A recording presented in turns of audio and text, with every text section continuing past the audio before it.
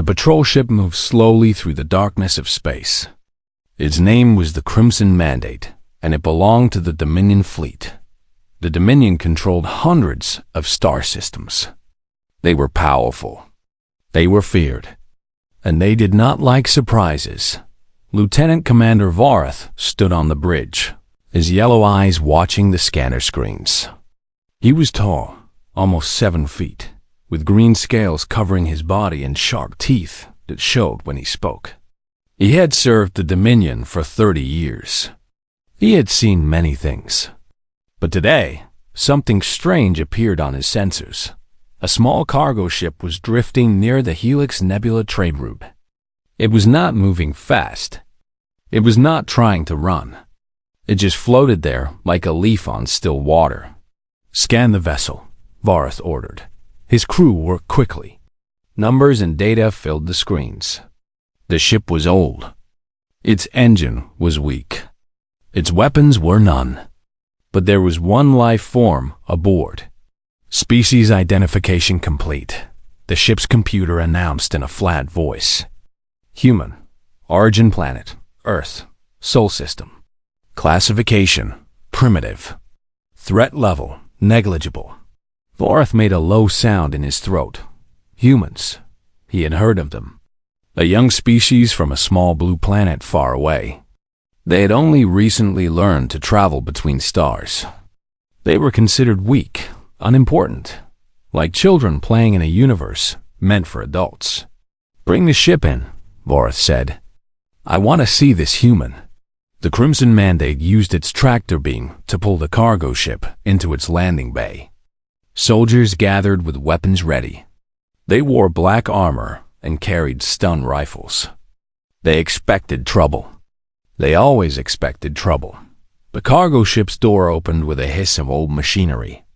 Smoke and dust floated out. The soldiers aimed their weapons and waited. A woman walked out. She was not tall. She was not big. She had black hair tied back in a simple knot and brown eyes that looked tired but calm. She wore a gray jacket with patches on the elbows and boots that had seen many miles. In her hand, she held a small pouch of dried fruit. She looked at the soldiers. She looked at their weapons. Then she put a piece of fruit in her mouth and chewed slowly. "Hello," she said, that the soldiers did not know what to do. They had expected fear. They had expected running or fighting or begging. This woman did none of those things. She just stood there, eating fruit, like she had all the time in the world. Vorath pushed through his soldiers and stood before her. He towered over her small frame. His shadow fell across her face. "Your name?" he demanded. "Grace Kim," she said. "You are in violation of Sector 7 transit codes. This area requires special permission to enter." "You do not have permission." Grace shrugged. "I did not know. My navigation system is old. It makes mistakes sometimes. Your ignorance does not excuse your crime. Your ship will be taken. You will be held for processing." Grace looked up at him. Her eyes were steady. There was no fear in them, no anger, just a quiet patience that Vorath found strange. "I'm just passing through," she said. "I do not want trouble. Let me fix my ship, and I will leave. You will never see me again." Vorath leaned closer. His breath was hot and smelled like metal. "What you want does not matter here. You are in Dominion space. You follow Dominion law. And Dominion law says you are now our prisoner." Grace finished chewing her fruit. She folded the pouch and put it in her pocket. Then she held out her hands, wrists together, ready for restraints. "Okay," she said simply. The soldiers placed energy cuffs on her wrists. The cuffs glowed blue and hummed softly. They were designed to hold creatures much stronger than humans. On Grace's thin wrists, they looked almost silly. She was taken to a small holding cell on the ship. The walls were gray metal. The floor was cold. There was a bench to sit on and nothing else. A blue energy barrier covered the doorway, crackling softly. Grace sat on the bench and crossed her legs. She closed her eyes and breathed slowly. The soldiers watched her through the barrier, confused by her calmness. Is she sick? One soldier whispered. Maybe humans do not understand danger. Maybe she is stupid, another said. I heard humans have very small brains. Grace opened one eye and looked at them. I can hear you, she said. The soldiers stepped back, embarrassed. They walked away, leaving her alone. Hours passed. The ship moved through space toward its destination. Grace did not move much. She sat. She breathed. Sometimes she stretched her arms or rolled her neck. But mostly she was still. A young officer came to check on her. His name was Tolix, and he was newer to the fleet. His scales were lighter than the others, more blue than green. He carried a tray with food and water. You must eat, he said, sliding the tray through a slot in the barrier. Grace looked at the food. It was gray and lumpy, like wet sand shaped into blocks. What is it? She asked. Nutrient paste. It has everything a body needs. It looks like sadness in food form. Tolix blinked. He did not understand. Grace picked up a block and took a small bite. She made a face but kept eating. Thank you, she said. That was kind of you. Tolix did not know what to say. Prisoners did not usually thank him. They usually cursed or cried or threatened. This human was different. Where are you taking me? Grace asked. Station Corax 12. It is a processing facility. You will be evaluated there. Evaluated for what? Tolix hesitated. He looked around to make sure no one was listening. They study species there, to see if they are useful to the Dominion. Or if they are, he stopped, or if they are what? Grace asked. Disposable, Tolix said quietly. Grace nodded slowly. Her face did not change. I see. Tolix felt strange. He felt like he should say something more. Something comforting. But he was a soldier of the Dominion. Comfort was not his job. I am sorry, he said finally. Then he turned and walked away. Grace watched him go. She set down the nutrient paste and looked at the energy barrier that held her prisoner. She looked at the cuffs on her wrists. She looked at her own hands, small and ordinary. Then she smiled, just a little. The Dominion thought humans were primitive. They thought humans were weak. They thought they understood what Grace Kim was. They were wrong. Station Corax 12 hung in space like a giant metal spider. It was huge. Thousands of rooms. Millions of lights. Ships came and went from its many docking bays, carrying cargo and prisoners and secrets. Grace watched through a small window as the Crimson Mandate approached the station. She had never seen anything so big. On Earth, they had space stations too, but they were like toys compared to this monster. The ship docked with a loud clang. Guards came for Grace and walked her through long hallways. The station was cold and smelled like chemicals. Other prisoners walked in lines, their heads down, their faces empty. Some were tall with fur. Some were short with many arms. Some had no eyes at all. The galaxy was full of strange creatures, and many of them had ended up here. Grace was taken to a processing room. They removed her cuffs and her clothes. They gave her a gray uniform that was too big. They scanned her body with machines that beeped and clicked. They took samples of her blood, her hair, her skin. A scientist with 4 eyes looked at the results and made a clicking sound with his mouth. Interesting, he said. Very simple biology. Almost no natural defenses. How does this species survive? We are stubborn, Grace said. The scientist did not laugh. He wrote something on his tablet and waved her away. They put Grace in a holding cell with other prisoners. The cell was bigger than the one on the ship, but it was still a cage. Metal walls. Hard floor. Energy barrier at the door. 20 beings sat or stood or lay in various states of misery. One of them approached Grace. It was an insect-like creature, about 4 feet tall, with shiny black skin and long antennae that twitched constantly. Its name was Cheek. "You are new," Cheek said.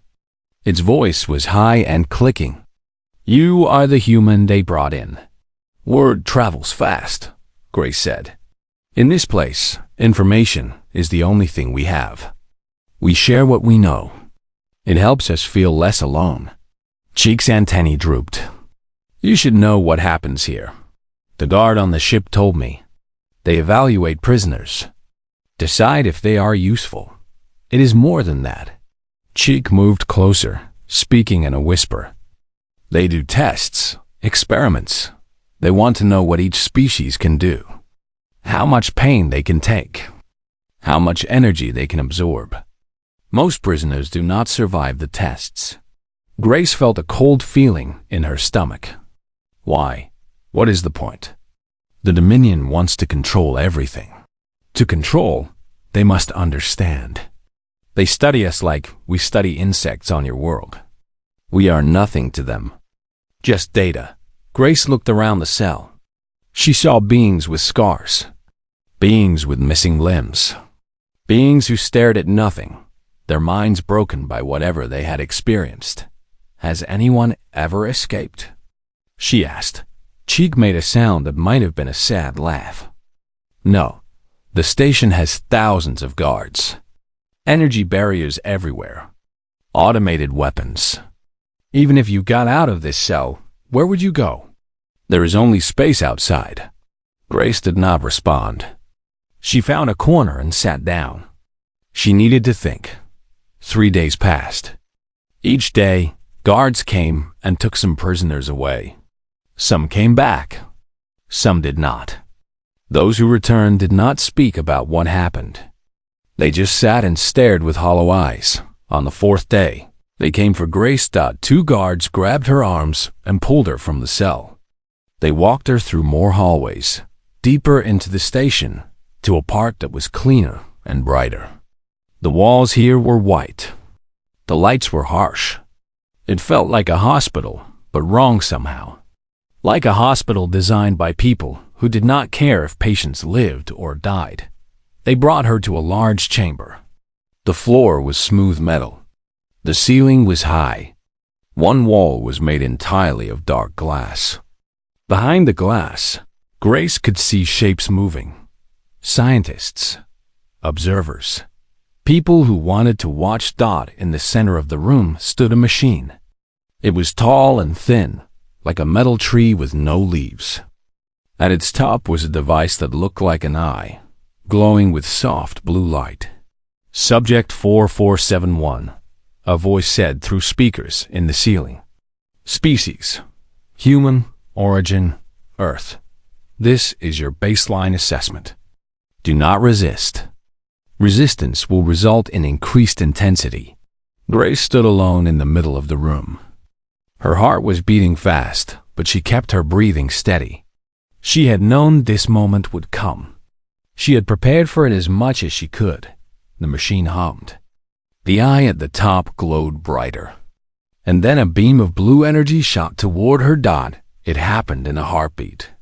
The beam was faster than anything Grace had seen before. It was meant to hit her, to wrap around her, to hold her in place while the scientists measured and recorded. But Grace raised her hand. It was a small movement. Just her fingers lifting slightly, like she was brushing away a fly. And the beam, that powerful beam of concentrated energy, split in 2. The 2 halves curved around her body, like water around a stone, and crashed into the wall behind her. The room went silent. Grace lowered her hand. She was breathing hard. A thin line of sweat ran down her face. But she was untouched. Behind the glass, scientists scrambled. Alarms beeped. Voices shouted over each other. "That is impossible," someone said. The beam was 4.7 terajoules. No biological organism can redirect that much energy. "Check the equipment. It must be broken." "The equipment is fine," She did something. I do not know what, but she did something. Grace looked up at the dark glass. She could not see their faces, but she knew they were afraid. She could feel it. What are you? The voice in the speakers asked. Grace wiped the sweat from her face. Her hands were shaking slightly, but she kept her voice calm. I am human, she said. I am just a human. But she knew, and now they knew too, that being human was more than anyone had ever imagined. The scientists did not let Grace return to the regular holding cell. She was too valuable now. Too interesting. They moved her to a special room deep in the station. A room with thicker walls and stronger barriers and cameras that watched her every moment. Dr. Morris was the lead scientist. He was a thin creature with pale gray skin and 4 eyes that blinked at different times. He had studied hundreds of species in his long career. He had seen creatures that could breathe fire, and creatures that could turn invisible, and creatures that could live for 1,000 years. But he had never seen anything like Grace Kim. Explain what you did, he demanded through the speaker in her cell. Grace sat on the floor with her legs crossed. She looked tired. The test had taken more from her than she showed. I do not know how to explain it, she said. It is like asking a fish to explain swimming. You redirected a containment beam. A beam that should have paralyzed you instantly. How? I felt it coming. I pushed it away. Pushed it? With what? Your hands are ordinary. Our scans show no special organs, no unusual brain structures, nothing that should allow you to manipulate energy. Grace shrugged. Maybe your scans are not looking for the right things. Dr. Morris made an angry sound. He did not like mysteries. He did not like things he could not understand. We will test you again, he said. Higher intensity. Different beam types. We will find the answer. Over the next week, they tested Grace every day. They fired beams of different colors and different strengths. They tried heat and cold and electricity. Each time, Grace did something. Sometimes she split the beam. Sometimes she bent it around her body. Sometimes she absorbed it completely, and for a moment, her skin glowed faintly before returning to normal. But each test cost her. She grew thinner. Dark circles appeared under her eyes. Her hands trembled when she thought no one was watching. The scientists did not care. They only cared about data. What they did not know, what no one in the galaxy knew, was the truth about humans. Earth was a strange planet. Its sun threw out radiation in unpredictable ways. Its magnetic field shifted and changed. Its atmosphere crackled with electrical storms. For millions of years, life on Earth had adapted to this chaos. Most creatures developed simple defenses, like thick skin or underground homes. But humans developed something different, deep in the human brain, in a part that scientists on Earth had never fully understood. There was a small cluster of neurons that could sense energy. Not see it or hear it, but feel it, like feeling warmth on your skin or pressure on your body. For most humans, this ability was weak, almost nothing. They might feel strange before a thunderstorm or uncomfortable near power lines, but nothing more. But for some humans, the ability was strong. These people were called conduits. They were rare, maybe 1 in a million. They could feel energy fields around them. And with practice, with focus, they could push those fields, bend them, redirect them. Grace had known she was different since she was a child. She had learned to hide it. On Earth, people feared what they did not understand. She had lived quietly, worked simple jobs, traveled from place to place. When humans began to explore the stars, she saw a chance to disappear into the vastness of space. She never expected to end up here. Now, as she lay on the cold floor of her cell, she wondered if she had made a mistake. Each test drained her more. She was not sure how much longer she could last, but she was also watching, listening, learning. She noticed the guards changed shifts every 8 hours. She noticed the energy barriers flickered slightly during the change when the power systems adjusted. She noticed that certain doors used code panels while others used voice commands. She noticed everything. One night, a new visitor came to see her. He was different from the scientists. He wore a black uniform with gold markings. His scales were darker than the other reptilians, almost purple, and his eyes were cold and sharp like knives. His name was Admiral Kreth, and he commanded all Dominion forces in this sector. He stood outside her cell and looked at her for a long time without speaking. Grace looked back at him. She did not drop her eyes or look away. "You are a puzzle," Kreth said finally. His voice was deep and smooth. "My scientists cannot explain you. My advisors cannot classify you. You should be weak, but you are not. You should be afraid, but you are not. Should I be afraid?" Grace asked. "Most would be. You are one small human on a station full of enemies. You have no weapons, no allies, no hope of escape." Grace smiled slightly. "Hope is a strange thing. It does not need permission to exist." Kreth stepped closer to the barrier. "Let me tell you what I think. I think you are more than you appear. I think your species is more than it appears. And I think the Dominion has made an error in ignoring Earth." "What kind of error?" "A dangerous one. If humans can do what you can do, then humans are not primitive. Humans are a threat." Kreth tilted his head. "Or an opportunity." Grace felt a chill. She understood what he was saying.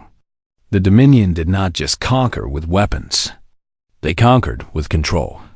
They found useful species and used them. Soldiers, workers, tools. "You want to use humans," she said. "I want to study humans. Understand them. And then, yes, use them. Imagine armies of soldiers who can turn our own weapons against us. Imagine spies who can disable any security system. Imagine what the Dominion could do with that power." Grace stood slowly. Her body ached, but she forced herself to stand straight and tall. "And if we refuse?" Kreth's cold eyes did not change. "Then you would be a threat. And the Dominion destroys threats completely." He let that word hang in the air. "I will give you time to think about your choice. Cooperation or extinction. Those are your only options." He turned and walked away, his footsteps echoing in the empty hallway. Grace watched him go. Her heart was pounding, but her mind was clear. Kreth thought he understood the situation. He thought Grace was alone and helpless and trapped. He was wrong. She looked at the energy barrier. She looked at the cameras. She looked at her own hands, small and ordinary looking, hiding power that no one in this galaxy truly understood. She had been patient. She had been careful. She had learned everything she needed to learn. Now it was time to act. Grace waited for the right moment. Patience was important. She had learned that lesson many times in her life. Rush too fast and you make mistakes. Wait too long and you lose your chance. The trick was finding the perfect moment in between. She had been watching the guards for 19 days. She knew their patterns now. She knew that the night shift was smaller than the day shift. She knew that the guards got lazy around the 4th hour when they were tired, but still had time before their shift ended. She knew that young Private Tolix, the one who had been kind to her on the ship, now worked in this section of the station. She also knew that the power systems had a small weakness. Every time the shifts changed, there was a moment when the energy barriers flickered. It was tiny, less than a second, but Grace could feel it. That flicker was her door. On the 19th night, everything aligned. Telex came to her cell alone, carrying a tray of nutrient paste. The other guards were at the far end of the hallway, talking quietly among themselves. The cameras rotated on their usual pattern. "Your food," Telex said, sliding the tray through the slot. Thank you, Grace said. She took the tray and set it aside without eating. Can I ask you something? Tolix looked uncomfortable. He was not supposed to talk with prisoners more than necessary. But something about Grace made him want to listen. What is it? Why did you join the Dominion fleet? The question surprised him. No one had asked him that before. My family has served for generations. It is what we do. It is honorable. Is it? Grace asked softly. Is it honorable to lock people in cages? To do experiments on them until they die? Tolix's scales flushed a darker color. I do not make those decisions. I only follow orders. Everyone only follows orders. That is how evil grows. Good people doing nothing because they are just following orders. I am not evil, Tolix said, his voice rising. I did not say you were. I said you could be better. Grace looked at him with those calm brown eyes. When I leave tonight, you will have a choice. You can try to stop me and probably get hurt. Or you can step aside and tell yourself you never saw anything. Tolix stared at her. When you leave, you cannot leave. The barriers, the guards, the weapons. I know, Grace said. But I am going to try anyway. Because staying here means dying slowly. And I would rather die fast trying to be free. The shift change alarm beeped softly. It was time. Grace pressed her palm against the energy barrier. She felt the power flowing through it. Thousands of tiny electrical pulses creating a wall of force. She felt for the weakness, the flicker, the gap there she pushed. The barrier flickered, wavered, and collapsed. Sparks flew. Alarms began to scream. Tolix stumbled backward, his hand reaching for his weapon. But Grace was faster. She touched his stun pistol, just lightly, just a brush of her fingers. The weapon's energy cell discharged into the ground with a loud pop. Please do not make me hurt you, Grace said. I do not want to hurt anyone. Tolix looked at his ruined weapon. He looked at Grace. He looked at the open cell. Then he stepped aside. I did not see anything, he whispered. Thank you. Grace ran. The hallways of Station Corax 12 were a maze. But Grace had memorized the map she had glimpsed during her transfers between rooms. She moved fast and quiet, staying in the shadows, avoiding the main corridors. Guards rushed past her, responding to the alarms. Security beams swept the hallways, searching for the escaped prisoner. Grace felt each beam before she saw it and slipped away. Just in time, she reached the regular holding cells where she had first been kept. The prisoners inside heard the alarms and pressed against their barriers. Hoping and fearing in equal measure, Chik was there, antennae twitching wildly. Human, what is happening? I am leaving, Grace said. Do you want to come? That is impossible. The barriers. Grace touched the barrier. She pushed. The barrier fell. Cheek stumbled forward, leg shaking. How? No time to explain. Tell the others. Anyone who wants to leave, follow me. Word spread through the cells like fire. Grace moved from barrier to barrier, touching each one, pushing each one down. Prisoners of all species poured out into the hallway. Some ran away on their own. Others gathered behind Grace. A growing crowd of desperate beings. An automated turret dropped from the ceiling, its red targeting laser sweeping toward the crowd. Grace raised her hand. The turret sparked, smoked, and went dark. Keep moving, she called out. Stay together. They moved through the station like a wave. More turrets appeared. More security beams. Each time, Grace deflected or disabled them. Her nose began to bleed. Her head pounded. Each use of her ability cost her, but she could not stop. Not now. They reached a junction where two hallways met. Guards were waiting there, a dozen of them, weapons raised. Stop. The lead guard shouted. On the ground. All of you. Grace stepped forward. Her vision was blurry. Her legs felt weak. But she stood straight and looked at the guards. "We are leaving," she said. "You can let us pass, or you can try to stop us. But I promise you, trying to stop us will hurt much more than letting us go." The guards looked at each other. They had heard stories about the human in the special cell. The human who could turn energy against itself. The human who could not be contained. The lead guard lowered his weapon. "Let them through," he said quietly. The other guards hesitated, then stepped aside. Grace nodded and walked past them. The crowd of escaped prisoners followed, barely believing what was happening. They reached the docking bay where impounded ships were stored. Grace found her old freighter, the same ship that had brought her here. It was small and dented, and not very fast, but it was hers. She powered up the engines while prisoners crowded aboard. There was not enough room for everyone. Some would have to find other ships. Some would have to hide on the station and hope for the best. Cheek climbed aboard, squeezing into a corner. "I cannot believe this is real." "Believe it," Grace said. "We are not done yet." The docking bay doors were sealed. Station control was trying to trap them inside.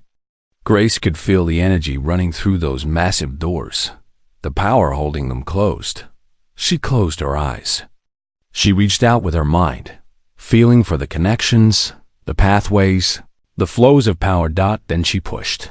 The doors groaned. Sparks flew from the control panels. And slowly, painfully, the doors began to open. Space waited beyond. Dark and cold and free. Grace smiled through the blood running from her nose. "Hold on," she said to everyone aboard. The freighter shot forward into the void. Behind them, Admiral Kreth watched from the station's command center. His face showed no emotion, but his clawed hands gripped the console hard enough to leave marks. "Deploy the Crimson Mandate," he ordered. "That human does not leave this system alive."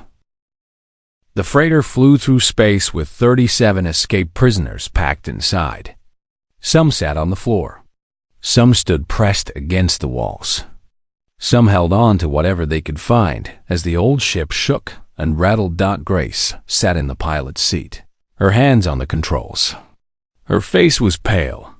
Her nose had stopped bleeding, but dry blood still stained her upper lip. Her head felt like it was filled with broken glass. Every movement, every thought hurt, but she could not rest. "Not yet. We have company," said a tall being with blue fur who had taken the co-pilot's seat. His name was Brix, and he had been a navigator before the Dominion arrested him for smuggling medicine to a banned planet. Grace looked at the scanner screen. 3 shapes were moving toward them. Fast. Very fast. "The Crimson Mandate," she said. "And 2 escort ships." "They will catch us," Brix said. "This freighter cannot outrun warships." "I know." "Then what do we do?" Grace did not answer right away. She looked at the screen, watching the enemy ships grow closer. She thought about everything that had happened. The capture, the tests, the pain, the escape.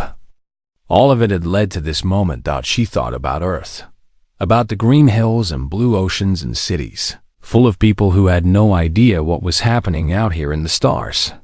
She thought about all the other humans who were different like her, hiding their abilities, living quiet lives. She thought about what Admiral Kreth had said. Cooperation or extinction. No, Grace thought. There was a third option. A message. "Everyone hold on to something," she said. "This is going to be rough." The Crimson Mandate was close now. Lieutenant Commander Vorath stood on the bridge, the same bridge where he had first ordered Grace's capture. He felt no guilt about what he had done. She was just a human. Humans were nothing. But he had to admit, she had caused more trouble than he expected. "Target the freighter," he ordered. "Containment beams." "I want the human alive." "Yes, Commander." The warship's weapons powered up. These were not the small beams from the testing chamber. These were military weapons designed to disable enemy ships, to wrap them in energy so powerful that nothing could escape. 3 beams fired at once, bright blue lines cutting through the darkness of space. On the freighter, Grace stood up from her seat. She walked to the viewport, a large window at the front of the ship where she could see the stars and the approaching beams. "What are you doing?" Cheek asked, voice high with panic. "My job," Grace said. She raised both hands. The beams struck, or they tried to. At the moment of impact, Grace pushed with everything she had. All the energy she had been saving. All the strength she had left. She poured it all out through her hands like water through a broken dam. The beams did not just split. They shattered. Dozens of smaller beams sprayed outward in all directions. Some disappeared into space. Some curved back toward the ships that had fired them. The escort ships took direct hits. Their shields overloaded instantly. Their engines exploded in bright flashes of light. They spun away, crippled and burning. The Crimson Mandate was larger, stronger. Its shields held against the first reflected beams. But Vareth saw what was happening and felt something he had not felt in 30 years of service. Fear. Full reverse. He shouted, "Get us away from her!" But it was too late. The remaining redirected beams slammed into the warship's engines. The ship lurched sideways. Warning alarms screamed. Lights flickered and died. On the freighter, Grace collapsed. Bricks caught her before she hit the floor. Blood was pouring from her nose again. Her eyes were half closed. Her breathing was shallow and weak. "Is she alive?" someone asked. "Barely," Bricks said. "She needs medical help." Cheek moved to the navigation console. "I know a planet. Free territory. They have healers who do not ask questions. Can we reach it?" Bricks looked at the scanner. The Dominion ships were drifting, damaged and helpless. Nothing else was in pursuit. "Yes, set the course. Fast." The freighter's old engines fired.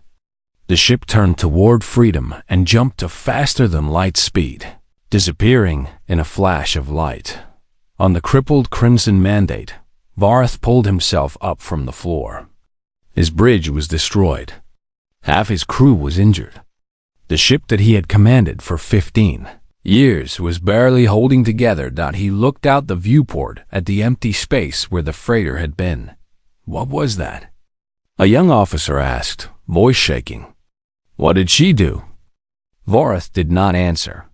He did not have words. Admiral Kreth's face appeared on the emergency communication screen. Even through the static, his anger was visible.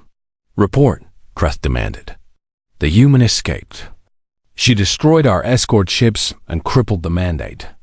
We cannot pursue. One human did this? One human? Yes, Admiral. There was a long silence. When Kreth spoke again, his voice was different, quieter, more dangerous. Send a message to High Command. Priority Alpha. New species assessment required for humans. Previous classification of primitive is incorrect. Recommend immediate reclassification to maximum threat level. Also recommend diplomatic contact before military engagement. Vareth blinked. Diplomatic contact? With humans? That woman just defeated 3 warships with her bare hands. If there are more like her on Earth. Kreth paused. We need to know what we are dealing with before we make any more mistakes. Far away, on a quiet planet at the edge of free space, healers worked to save Grace's life. She had pushed too hard, used too much. Her body was failing, but she was strong. She held on. Cheek sat beside her bed, watching over her. The other escaped prisoners had scattered to find their own paths, but Cheek stayed. The human had saved them all. The least Cheek could do was wait. 3 days later, Grace opened her eyes. Where am I? She whispered. Safe, Cheek said. You are safe. Grace tried to sit up and failed. Her body was too weak, but she smiled, just a little. The others? Free. All of them. Because of you. Grace closed her eyes again. Tears ran down her face, but she was still smiling. Good. That is good. What happens now? Cheek asked. The Dominion will hunt you. They will hunt all humans. Maybe. Grace's voice was fading, tiredness pulling her back towards sleep. Or maybe they will think twice. Maybe they will realize that humans are not as weak as they thought. Maybe they will learn to leave us alone. And if they do not, Grace's smile grew wider. Then they will learn the hard way. Humans are very good at teaching hard lessons. She slept and across the galaxy. On 1,000 Dominion worlds, in 100 military headquarters, in countless scientific laboratories, people talked about what had happened at Station Corax 12. They talked about the human woman who had split a containment beam with a flick of her finger. The woman who had walked through barriers and disabled weapons and turned the Dominion's own power against them. They talked. And they wondered and they worried. On Earth, 7 billion humans lived their ordinary lives. They went to work. They raised families. They laughed and cried and dreamed. Most of them had no idea that the stars were watching them now. No idea that the galaxy had finally noticed their small blue planet. But somewhere among them, hidden in cities and towns and villages, other conduits lived their quiet lives. Other humans with the same gift as Grace. They felt the energy of the world around them. They sensed things that others could not sense. And if the galaxy ever came for them, if the Dominion ever tried to take their home, those humans would be ready, because Grace Kim had shown them something important. She had shown them that being human was not a weakness. It was a power that the universe had never seen before, and it was only the beginning.